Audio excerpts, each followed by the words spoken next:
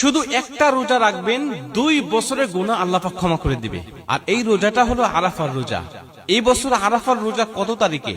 আপনি কি একটা রোজা রাখবেন নাকি 2টা রোজা রাখবেন? 8 তারিখে রাখবেন নাকি 9 তারিখে রাখবেন? এবং আরাফার দিনে রোজা ছাড়াও কি কি আমল করা যেতে পারে, এই বিষয়গুলো নিয়ে রাসূল সাল্লাল্লাহু আলাইহি ওয়াসাল্লাম চমৎকার ভাবে কিন্তু আমাদেরকে বর্ণনা করেছেন। নবীজি বলছেন, আহতাসিবু আলাল্লাহি আইয়ুকাফিরা সানাতাল্লাতী ক্বাবলা ওয়াস সানাতাল্লাতী বা'দা। আমি নবীজি আশা করছি যদি কোনো ব্যক্তি আরাফার দিনে রোজা রাখতে পারে, আল্লাহ পাক তার আগের 1 বছর এবং পরের 1 বছর মোট 2 বছরের গুনাহ একেবারে ক্ষমা করে দিবে।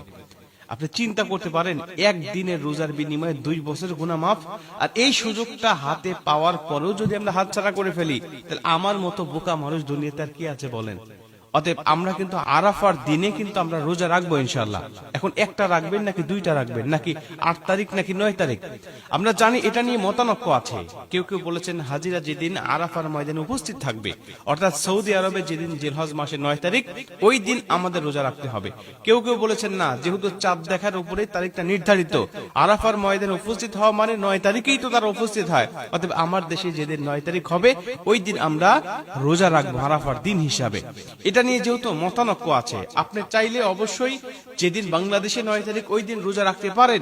যদি আপনি ওভার শিওর হওয়ার জন্য আপনি মনে করেন না হাজিরা যেদিন ময়দানে উপস্থিত থাকবে আমি সেদিনটাতেও রোজা রাখবো, তাহলে আপনি রাখতে পারেন। কারণ যেহেতু আমরা জানি জিলহজ মাসের 1 থেকে 9 তারিখ পর্যন্ত নবীজি রোজা রাখতেন, কারণ এই 9টা দিন রোজা রাখার কথা হাদিস শরীফের মধ্যে আসছে। রাসূল সাল্লাল্লাহু আলাইহি ওয়াসাল্লামের স্ত্রী বলেন যে রাসূল সাল্লাল্লাহু আলাইহি ওয়াসাল্লাম জীবদ্দশায় 4টি আমল কখনোই ছাড়তেন না। তিনি করতেন 4টি আমল, তার মধ্যে একটি হলো জিলহজ মাসের প্রথম দশকের দিন রোজা রাখতেন। এটা তার জীবদ্দশায় কখনো ছাড়তে দেখি নাই। অতএব যেহেতু 10 দিনই রোজা রাখা একটা বিশাল ফজিলত রয়েছে, অতএব আপনি যদি ওভার শিওর হওয়ার জন্য 2টা রোজা রাখেন, তাহলে একদিন আরাফার ময়দান অবশ্যই পড়তেছে, আরেক দিন কিন্তু নফল রোজা হিসাবে আল্লাহ পাক কিন্তু আপনাকে আলাদা একটা প্রতিদান অবশ্যই দান করবেন এই জিলহজ মাসের প্রথম দশকে রোজা রাখার কারণে। অতএব আপনি 2টা রোজা রাখবেন, এটা আমি আমার পক্ষ থেকে আপনাদেরকে সাজেস্ট করি। তাহলে আপনার জন্য ভালো হবে, আরাফার ময়দান ছুটে যাওয়ার কোনো সম্ভাবনা থাকবে না।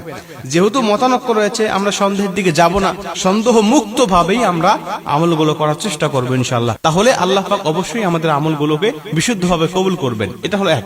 2 নম্বরে, আপনি এই দিনে রোজা ছাড়াও আর কি কি আমল করতে পারেন? নবীজি আমাদেরকে বলেছেন খায়রুদ দুআ দুআ ইয়াউমি আরাফা।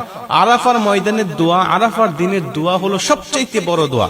নবীজি একটা চমৎকার দোয়া শিখেছেন, লা ইলাহা ইল্লাল্লাহু ওয়াহদাহু লা শারীকা লাহু লাহুল মুলক ওয়া লাহুল হামদ ওয়া হুয়া আলা কুল্লি শাইইন কাদির। নবীজি বলেন এই দোয়াটা শুধু আমি নয়, আমার আগে যত নবী এসেছে সমস্ত নবী এই দোয়া করেছে, এবং এই দোয়া করলে আল্লাহ পাক তাদেরকে ক্ষমা করে দেয়। আমরা জানি হাজিরা আরাফার ময়দানে আরাফার দিন উপস্থিত থাকে। আমরা যারা হজে যেতে পারিনি, আমরা যারা বাহিরে আছি, আমাদের উচিত হবে আমরা রোজা রাখবো।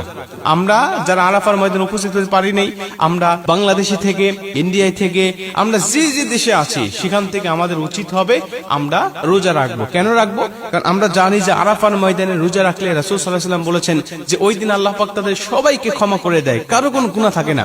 এবং শয়তান ওই দিন সবচেয়ে বেশি নিজেকে তিরস্কৃত করতে থাকে, নিজেকে সবচেয়ে বেশি অপমানিত বোধ করতে থাকে যে আল্লাহ এত মানুষগুলোকে ক্ষমা করে দিচ্ছে।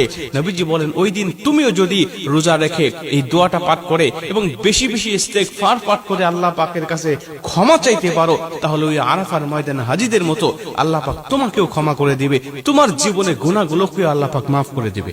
এজন্য আমরাও কিন্তু এই আমলটা করার চেষ্টা